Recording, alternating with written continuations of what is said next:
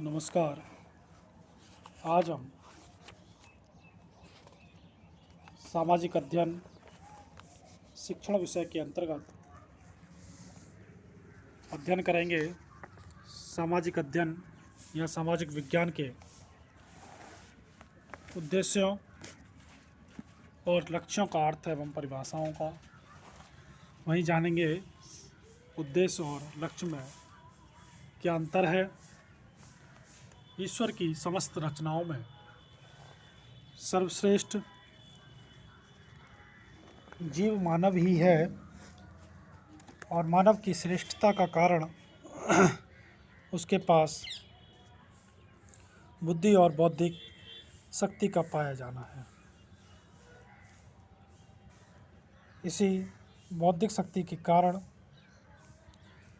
उसने अपने जीवन को आदिकाल मानव उत्पत्ति से निरंतर सुखमय और सुरक्षित बनाने का प्रयास किया है, जिसमें वह सफल भी रहा और वर्तमान जीवन को विज्ञान और प्रौद्योगिकी के साथ जोड़ दिया है। और इसके साथ साथ उसका लक्ष्य अधिकाधिक सुख और समृद्धि की प्राप्ति ही है, जिस कारण से उसकी प्रतिक्रिया और प्रक्रिया किसी न किसी लक्ष्य प्राप्ति की ओर उन्मुख होती ही है। मानव की क्रिया और प्रक्रियाओं में से शिक्षा एक प्रमुख क्रिया है, जो उसे प्रगति के पथ पर अग्रसर करती रहती है और मानव और समाज के विकास हेतु मार्गदर्शन कर संभव बनाती है।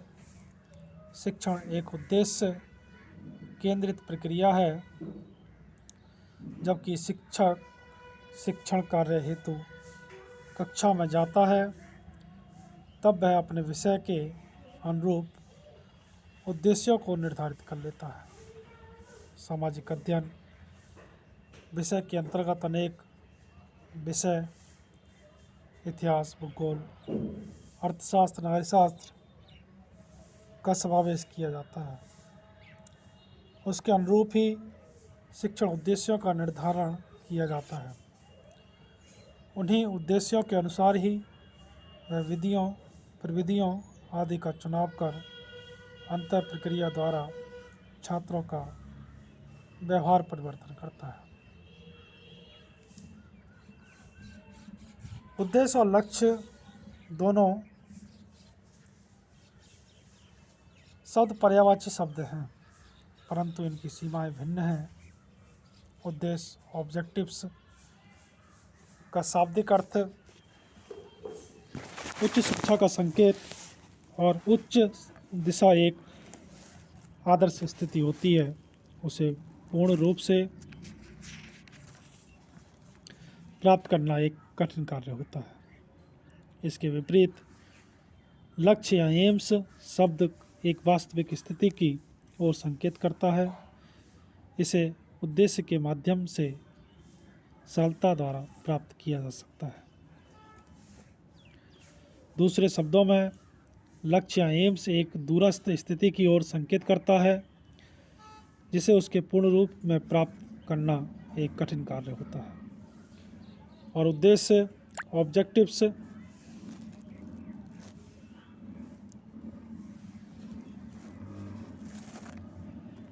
निकटस्थ स्थिति की ओर संकेत करता है, जिसे उसके पूर्ण रूप में सफलता से प्राप्त किया जा सकता है। बी.डी. भाटिया के अनुसार उद्देश्य के ज्ञान के अभाव में शिक्षक उस नाविक के समान है जो अपने लक्ष्य या मंजिलों को नहीं जानता है, और बालक उस पतवार विहीन नौका के समान है जो लहरों के थपेड़े खाकर किसी तट पर जा सकेगी।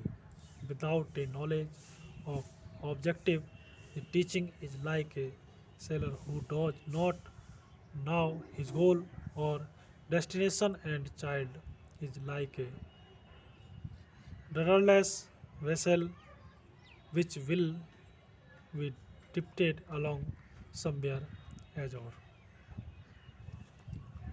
शिक्षा एक उद्देश्य पूर्ण प्रक्रिया है जिसके द्वारा छात्रों को विभिन्न विषयों का ज्ञान कराकर शिक्षा के विभिन्न उद्देश्यों की पूर्ति का प्रयास किया जाता है। किसी भी कार्य को संपन्न करने के लिए उद्देश्य का ज्ञान होना अति आवश्यक है। उद्देश्य के अभाव में कोई भी कार्य ठीक से संपन्न नहीं किया जा सकता। अगली परिभाषा शिक्षा शब्दकोश के अनुसार उद्देश्य परिणाम का पूर्वानुमान लगाना है जो क्रिया को दिशा प्रदान करता है और व्यवहार को प्रेरित करता है। Objective is a foreseen and that gives direction to an activity and motivation behaviour. वहीं एनसीईआरटी के अनुसार लक्ष्य वह बिंदु अथवा अभिष्ट है जिस दिशा में हम कार्य करते हैं अथवा वह व्यवस्थित परिवर्तन है जिसकी प्राप्ति क्रिया द्वारा की जाती है या जिसके लिए हम क्रिया करते हैं। एन एम इज पॉइंट और and in view of something towards which action is directed, a planned for change sought through any activity what we set out to do। Carter V Good के अनुसार लक्ष्य पूर्व निर्धारित साक्ष्य होता है जो किसी कार्य या क्रिया का मार्गदर्शन करता है। एम इज ए स्टैंडर्ड और goal to be achieved by the people when work in the school activity is completed। अब जानते हैं हम सामाजिक अध्ययन या सामाजिक विज्ञान शिक्षण के उद्देश्यों और लक्ष्यों में अंतर।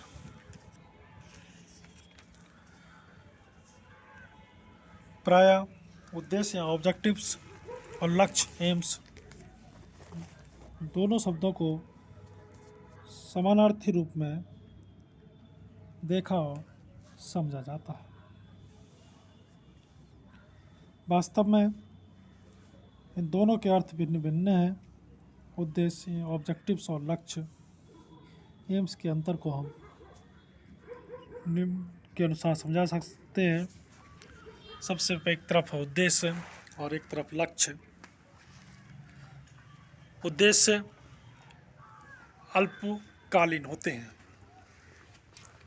लक्ष्य दीर्घकालीन होते हैं। उद्देश्य का आधार मनोवैज्ञानिक या साइकोलॉजिकल होता है, लक्ष्य का आधार दार्शनिक या फिलॉसफिकल होता है। उद्देश्य कक्षा कक्ष, क्लासरूम, विद्यालय, स्कूल और शिक्षण संस्थान तक ही सीमित होते हैं। लक्ष्य संपूर्ण शिक्षा या शैक्षिक प्रणाली एजुकेशनल सिस्टम तक सीमित रहते हैं। उद्देश्य समय सीमा के अंदर प्राप्त किए जाते हैं और समय परिवर्तन के साथ बढ़ते रहते हैं। लक्ष्य जीवन के उद्देश्यों के सहगामी होते हैं जिन्हें प्राप्त करना संपूर्ण अध्ययन का उद्देश्य होता है। उद्देश्य वांछित दिशा में व्यवहारिक परिवर्तन के लिए बालकों को प्रेरित करते हैं। लक्ष्य का निर्धारण बालक के व्यवहार में वांछित परिवर्तन लाने के लिए किया जाता है। उद्देश्य की प्राप्ति पाठ्य सामग्री के स्वरूप और शिक्षक के प्रयास पर निर्भर करती है। लक्ष्य की प्राप्ति के लिए शिक्षक, विद्यालय, प्रशासन और समाज तीनों का उत्तरदायित्व होता है। उद्देश्य विषय की विषय वस्तु और शिक्षण अधिगम प्रक्रियाओं या क्रियाओं के चयन में सहायक होते हैं। लक्ष्य विषय की विषय वस्तु के चयन में अधिक सहायक नहीं होते हैं। उद्देश्य शिक्षा में मार्ग निर्देशों के संभावित उपलब्धि को प्रदर्शित करते हैं और लक्ष्य शिक्षा में मार्ग निर्देश हैं, ये संभावित उपलब्धि के ध्येय होते हैं। तो इस संबंध में हम कह सकते हैं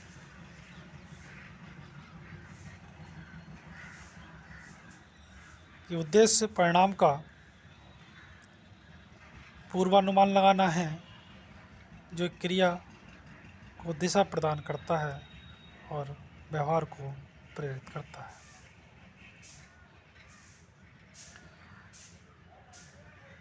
क्योंकि उद्देश्यों के ज्ञान के अभाव में शिक्षक और छात्र और लक्ष्य को सही ढंग से प्राप्त नहीं कर पाते हैं। इस प्रकार से हम कह सकते हैं कि शिक्षा एक उद्देश्यपूर्ण प्रक्रिया जिसके द्वारा छात्रों को विभिन्न विषयों का ज्ञान कराकर जो शिक्षा के विभिन्न उद्देश्य हैं उनकी पूर्ति का प्रयास करना होता है और उद्देश्य के अभाव में कोई भी कार्य ठीक प्रकार से संपन्न नहीं किया जा सकता। तो आज हमने अध्ययन किया सामाजिक अध्ययन, शिक्षण के उद्देश्य और लक्ष्यों का अर्थ एवं परिभाषा व उनके प्रकार। धन्यवाद।